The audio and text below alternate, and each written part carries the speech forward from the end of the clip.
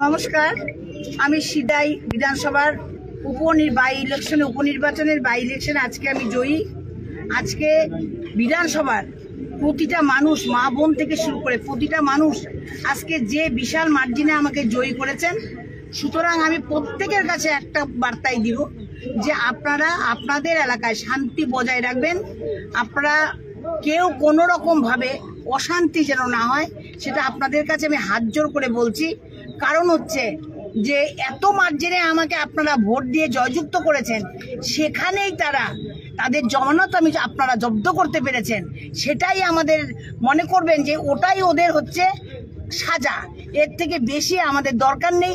আগামী দিনে আমরা যারা আমাদের তৃণমূলে আসতে চায়, তারা যদি আমাদের তৃণমূল মমতা ব্যানার্জি ছত্রছায়ায় আসতে চায়, আমরা তাদেরকে সাদর অভ্যর্থনে আমাদের দলে আনবো। তারা যেন আমাদের দল করেন, মমতা ব্যানার্জি উন্নয়নের সাথ দেন, এতটুকুই আমি তাদের কাছে বলবো। আরেকটা আবার পুনরায় বলছি যে সিতাই বিধানসভার প্রতিটি নাগরিক বৃন্দদের কাছে আমার একটাই কথা, আপনারা আপনাদের এলাকায় শান্তি বজায় রাখবেন। কোনো রকমভাবে কোনো যেন অশান্তি না হয়, এটা আপনাদের কাছে আমি হাত জোর করে বিনীত নিবেদন করছি, আপনাদের কাছে অনুরোধ করছি। আমি প্রথমেই সিতাই বিধানসভার সমস্ত নাগরিকদের যারা এই উপনির্বাচনে তাদের ভোটাধিকার প্রয়োগ করেছেন, আমি প্রত্যেকেই আন্তরিকভাবে অভিনন্দন জানাই, ধন্যবাদ জানাই। তারা যেভাবে মমতা ব্যানার্জির উন্নয়নের পাশে থেকে সঙ্গীতা রায়কে বিপুল ভোটে জয়ী করেছেন, এজন্য আমরা তৃণমূল কংগ্রেস এবং আমি ব্যক্তিগতভাবে তাদের কাছে আমাদের কৃতজ্ঞতা এবং আমরা ঋণী। আমি অনুরোধ করব সাথে সাথে সমস্ত তৃণমূল কংগ্রেসের সমর্থক বন্ধুদের কাছে যে এলাকার শান্তি বজায় রাখা আমাদের কর্তব্য। কারণ সিতাই বিধানসভার প্রত্যেকটা অঞ্চলের মানুষ আমাদের দুহাত ভরে আশীর্বাদ করেছেন। সেই মানুষগুলির আগামী দিনের উন্নয়ন এবং শান্তি যাতে বজায় থাকে, সেই দিকটা আমাদের ভালো করে দেখা দরকার।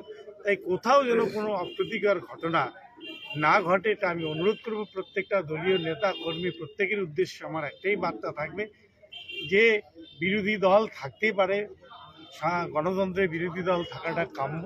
তার মানে এই নয় যে বিরোধী শূন্য আমাদের করতে হবে। তাই আমরা আমাদের কাজ মাঠে ময়দানে জনগণের সাথে আমরা 24 ঘন্টা এবং 365 দিন কাজ করব। তাতে যদি বিরোধী দলের বাকি সদস্যরা আমাদের দলে অন্তর্ভুক্ত হয়, নিশ্চয়ই আমরা তাদেরকে সাদরে আমন্ত্রণ জানাবো, কিন্তু বল প্রয়োগ করে নয়, শক্তির মাধ্যমে নয়। আমরা উন্নয়ন নিয়ে তাদের পাশে থেকে তাদেরকে আমাদের দলে অন্তর্ভুক্ত করে নিয়ে আগামী দিনে বিরোধী শূন্য কুচবিহার জেলা আমরা তৈরি করতে চাই। 2026-এ 9 বিধানসভা তাতে আমরা জয়ী হই, এই বার্তা প্রত্যেকের প্রতি থাকলো। সবাইকে আরেকবার আন্তরিক অভিনন্দন ও ধন্যবাদ জানাচ্ছি। এবারে আমাদের নবনির্বাচিত 1,30,000-এর বেশি ভোটে জয়লাভ। এটা আমাদের এক্সপেক্টেড ছিল 1,20,000, তার থেকেও বাড়তি আরও 10,000।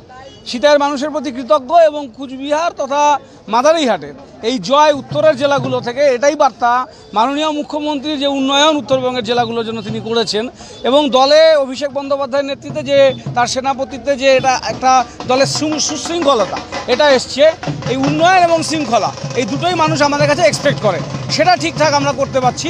তার ফলে উত্তরের জেলাগুলোতে আগামী বিধানসভা নির্বাচনে বিজেপি বলে কিছু থাকবে না।